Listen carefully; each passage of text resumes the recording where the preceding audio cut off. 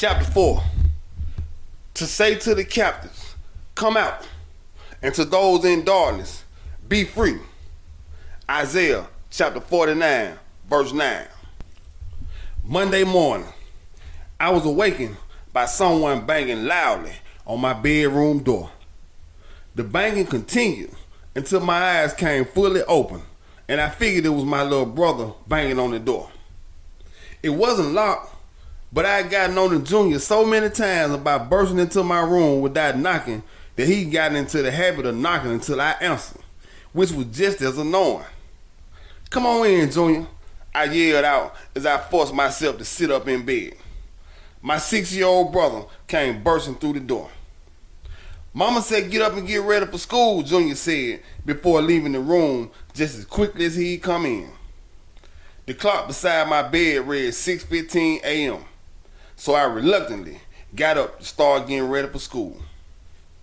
It wasn't that I didn't like school or didn't want to go, but being out 2 weeks straight had made me lazy, and I got used to sleeping until at least 10 on most mornings.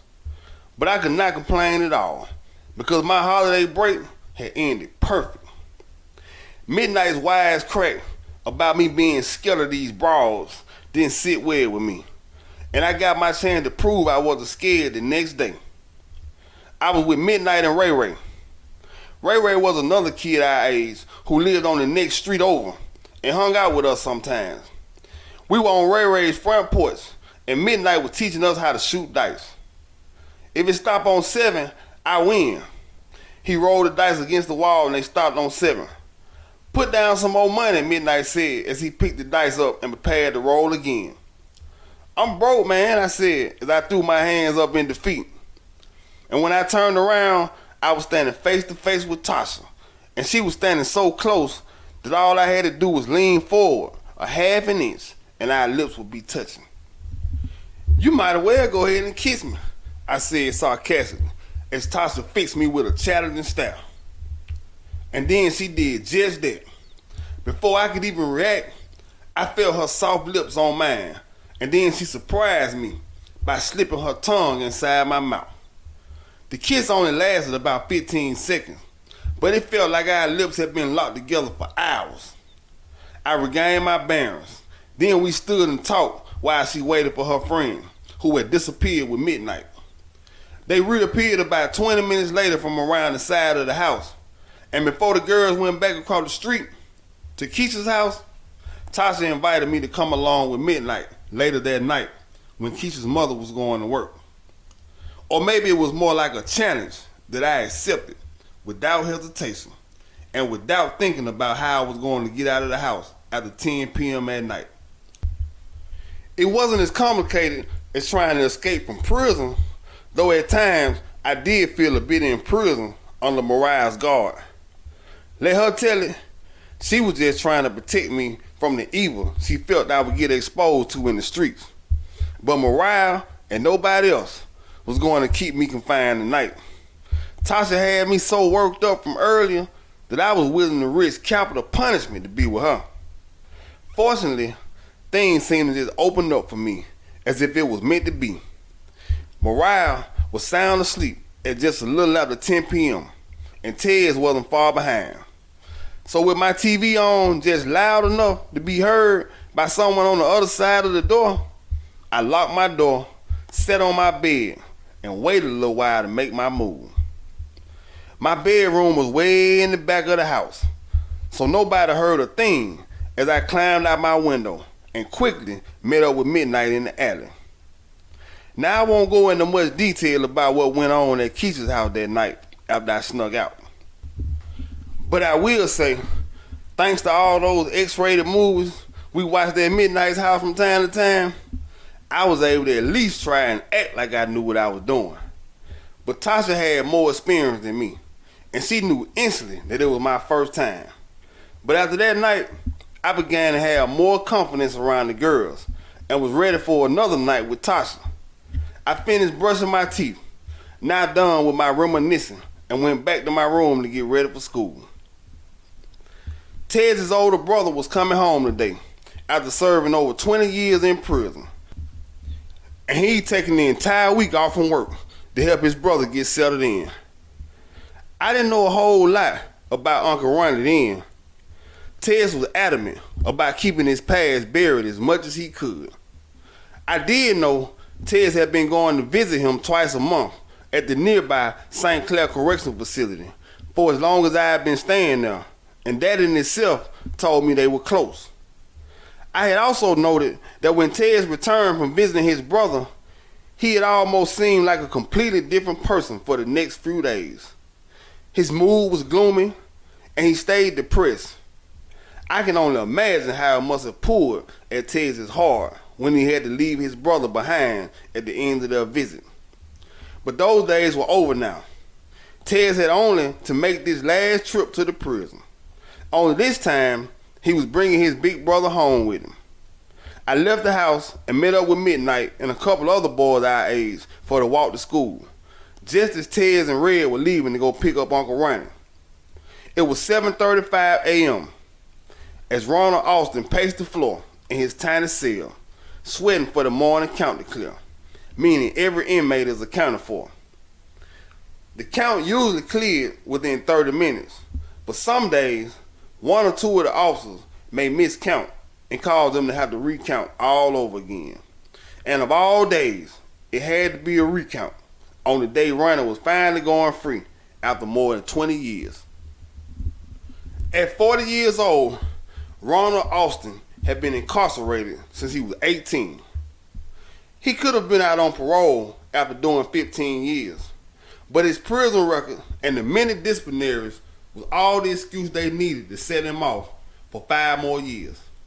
As an 18-year-old who was confined with grown men who were murderers, kidnappers, and more, it was almost inevitable for Ronnie to soon develop the mentality of a beast. During Ronnie's first 10 years in prison, he had made a name for himself. He was constantly in fights, had even stabbed another inmate, and had spent most of that time confined to a one-man cell for 23 hours a day. The mental health doctors at the prison could not find any kind of medical or mental deficiencies that could explain his behavior. The best diagnosis they had was that he was just a young boy who was forced to be a man before it was his time. And then to add more to his already traumatic life, he gets thrown into a cage full of beasts and faced with the decision to either be eaten alive by the other beasts or become a beast himself. Ronnie had been denied parole twice because of his violent behavior while incarcerated, but he was now getting older and had calmed down quite a bit. He was now a lot slower to react, and things that had once set him off no longer bothered him. The thought of one day dying in prison began to develop a real serious determination to do whatever it took to get out of prison while he was still in good health. So, after being denied for parole the second time, he signed up for trade school and 18 months later received a degree in barbering. His main goal at that point was to decorate his prison profile with enough positive achievements to try and convince the parole board that he really was trying to change. He also took anger management and several other classes the prison had to offer. All he wanted was a certificate to show the parole board, because none of those classes would be of any use to Ronnie. He had his mind set on getting out and building an empire in which he would be his own boss and never have to lift a finger again in his life. He had close to 23 years to plan and strategize, and now the day had finally come for him to execute his plan. "What's on your mind, youngster?" Ronnie asked his young cellmate, who was quietly staring out the window.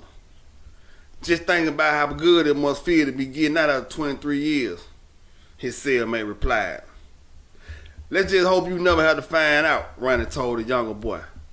They had only been cellmates for 3 months, but Ronnie saw a lot of himself in the younger boy and had taken a liking to him. His name was Amp, and he was 24 years old and serving a mandatory 5-year sentence for selling crack cocaine to an undercover police officer. The two of them talked, and shared a lot of their personal history in the cell. And Ronnie learned a lot from listening to the younger boy talk, especially when he talked about this new drug, crack cocaine, that had taken the streets since he'd been gone. "Count clear," the officer yelled from the cubicle. "Well, youngster, I'm out of here." Ronnie got up, grabbed the only personal property he would be taking, a brown paper bag that contained some family pictures and 2 address books. Everything else, all of his store goods and hygiene items, he left all that with Amp. "You got my number, so hit me up in a day or 2. I may have a job for you by the time you get out." They bumped fists. Then Ronnie exited the cell, which was still home to Amp for another 3 years. "So what you plan to do when you get out of here?" asked Officer Morton, as he escorted Ronnie to the infirmary to be processed out. Officer Morton was one of the many officers who had always respected Ronnie. Ronnie glanced over at the officer walking beside him, who was 10 years younger than him, but looked to be about 10 years older. "Let's just put it like this," Ronnie said. "In a year from now, I'm either be rich or dead." "Sound to me like you going back out there to do the same thing that got you in here." The officer removed a set of keys from his belt and unlocked the cage that led to the infirmary. "Nah, murder ain't part of the plan, but it can happen," Ronnie replied with a laugh as they entered the infirmary and made their way toward the back where the nurse's station was located. "Whatever you do, just don't come back to this place," the officer replied, not really knowing how serious to take Ronnie because he seemed to be serious all the time. You could never tell when he was joking, not even when he was laughing. That ain't part of the plan either. This time, Ronnie wasn't laughing at all, leaving no doubt as to his seriousness. "Rich or dead," he emphasized. "Those are the only options."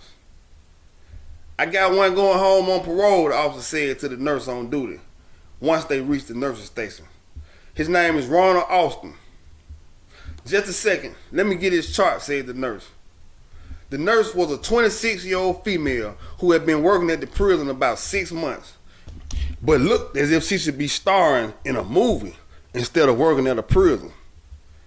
She cut her eyes at Ronnie as she took off down the hall to receive his medical file. His eyes were glued to her round and shapely backside as she put an extra twitch in her hips for his benefit.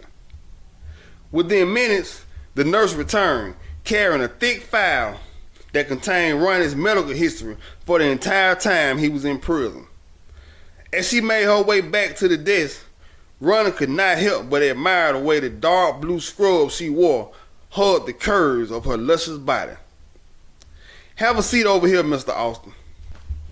You don't have any serious medical issues," the nurse said after scanning his file. "I just need to get your vitals and have you sign some papers."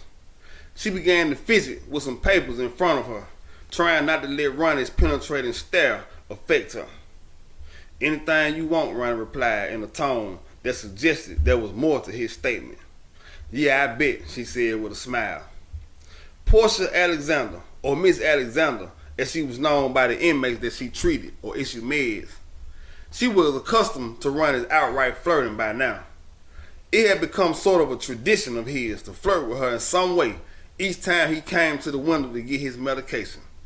There was one time when he leaned close to the window as he got his meds, and in that deep baritone voice of his, he said, "I'm gonna come find you when I get out of here." Lots of inmates flirted with her daily, but she had to admit to herself that if the situation was different, she may have given in to Ronnie. The woman in her could not help being attracted to this tall, chocolate, well-built, and mild-mannered man sitting before her. "All done, Mr. Austin, and you try to behave out there," she told him when she was done. "Here's your check, Ronnie," said Officer Davis, the female CO who ran the ICS office, which handled transfers and discharges, among other things. "You had more money on your books than what I make in a year," she added. "That's how it's supposed to be," Ronnie shot back as he took the check from her hand and quickly scanned the numbers to make sure they were correct. The amount of the check was $24,846.78. I guess that is a lot of money to have at one time in prison, but it's chump change to such a superb hustler like Ronnie, who live and breathe to make every dollar turn into 5 or 6 more. Even being locked down at a maximum security prison could not keep Ronnie from finding a way to hustle. He quickly found a way of smuggling whatever he wanted inside the prison with the help of his partner Red, who kept him supplied from the outside, and a few money-hungry COs to make sure it made it inside. And within no time, Ronnie was quickly in his element and doing what he did best. So yeah, the little money that was in his prison account don't even scratch the surface of what was awaiting his release. But that chapter of his life was over. He had gotten everything prison had to offer and was now on his way to his real playing field. This time, he was equipped with a variety of tools, skills, and knowledge to execute his $1 million plan. Throughout his time in prison, Ronnie had read many books on a variety of subjects. He had been just out of high school when he went to prison, so his high school diploma opened doors for him to earn a business degree while still incarcerated. It had taken him 2 whole years to complete the correspondence course that he paid over $30,000 for himself with money he made selling heroin, weed, and other drugs he could smuggle into the prison and sell at 5 times its street value. So, to Ronnie, he felt he had all the tools necessary for success. He would never be more ready, he thought to himself as he stepped out into the cold morning air. He breathed in his first smell of freedom and fresh air. He took a good look out into the parking lot and instantly spotted his little brother Tez and his best friend Red as they both stood in front of a shiny black luxury car.